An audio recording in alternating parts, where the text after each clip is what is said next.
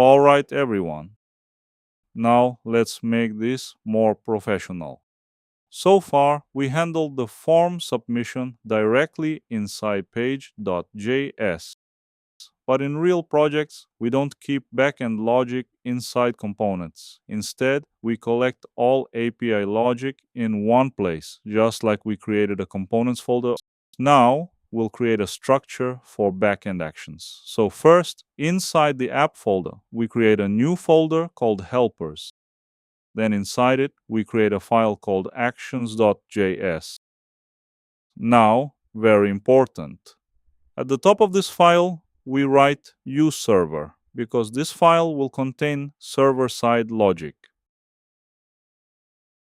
Next, we create an async function. For example, add student.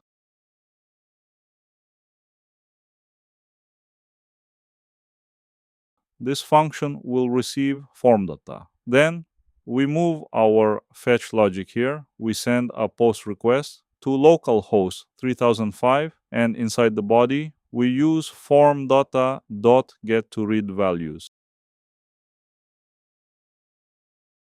So we send name, class, and GPA. Now the logic is centralized.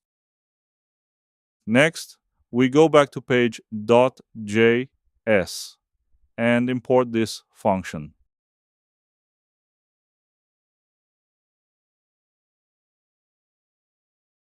Then, instead of writing on submit manually, we directly assign this function to the form action. So now, form submission automatically triggers add student. Much cleaner and more scalable.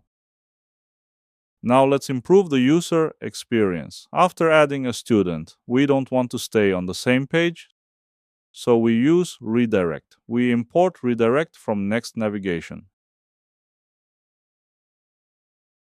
And after a successful request, we redirect the user to the home page.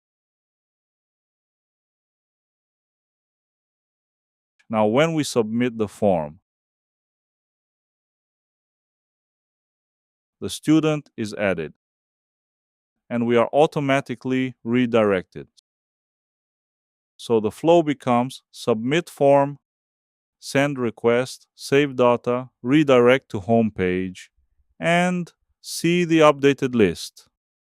This is a much more professional structure. Backend logic is separated, reusable, and easier to manage.